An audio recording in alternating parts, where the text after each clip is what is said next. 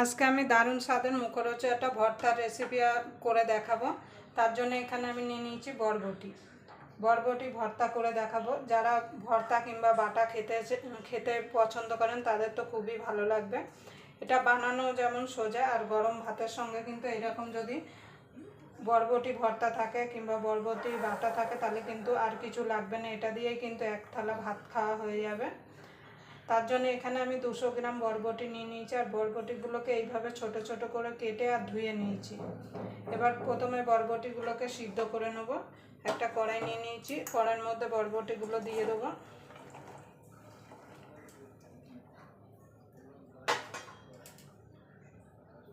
এবার দিয়ে দেবো অল্প একটু জল, খুব বেশি জল দেবো না।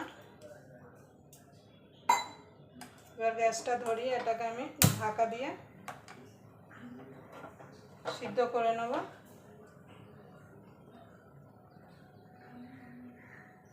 খুব সিদ্ধ হবে না, মানে একটু জাস্ট নরম হবে। দেখুন বন্ধুরা,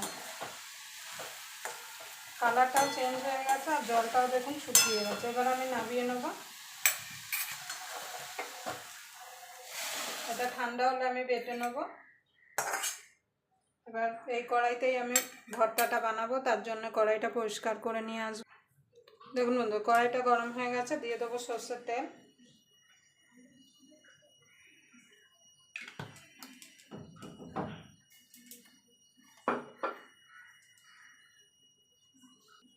দেখুন বন্ধু, তেলটা গরম হয়ে গেছে, রসুনটা দিয়ে দেবো।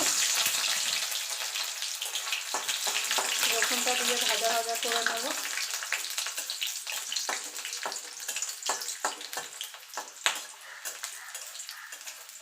রসুনটা ভাজা ভাজা হয়ে গেছে, এবার আমি তুলে নেব। 4টে শুকনো লঙ্কা ভেজে নেব। দেখুন বন্ধু, শুকনো লঙ্কাটা ভাজা হয়ে গেছে, তুলে নেব। এবার গ্যাসটা নিভিয়ে দেবো। বরবটিটা এদিক ঠান্ডা হয়ে গেছে, মিক্সিতে দিয়ে দেবো।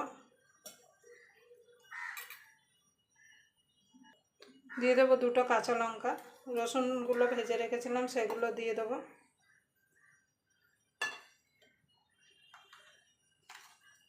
সামান্য একটুখানি নুন দিয়ে দেবো। দিয়ে এটাকে আমি পেস্ট করে নিয়ে আসবো। দেখুন বন্ধু, পেস্ট করে নিয়ে চলে এসেছি। এবার গ্যাসটা ধরিয়ে দেবো।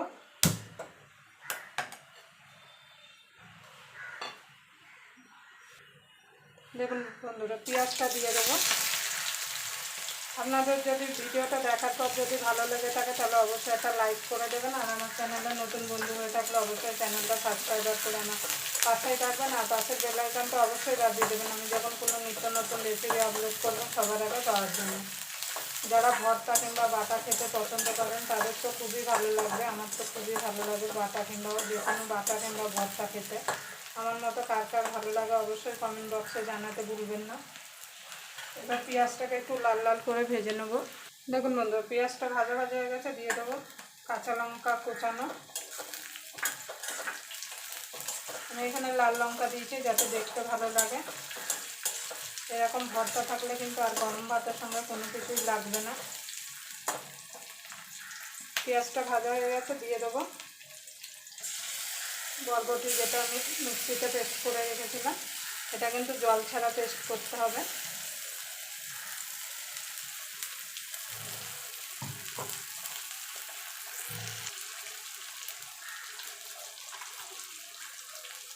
একটুখানি নুন দিয়ে দেবো। কোনো বাটা যখন বরবটিটা মিক্সিতে বেটেছিলাম তখন কিন্তু একটু নুন দিয়েছি, সেই বুঝে নুন দিতে হবে, মানে এখানে কিন্তু একদম কমে যাবে। দিয়ে দেবো একটুখানি চিনি।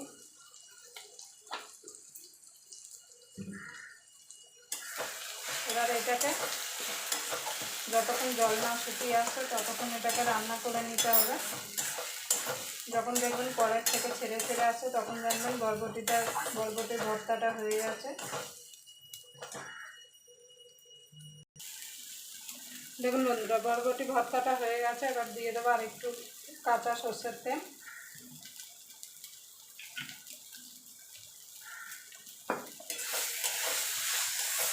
এখানে যে শুকনো লঙ্কাটা ভেজে ভেঙে রেখেছিলাম সেটা দিয়ে দেবো।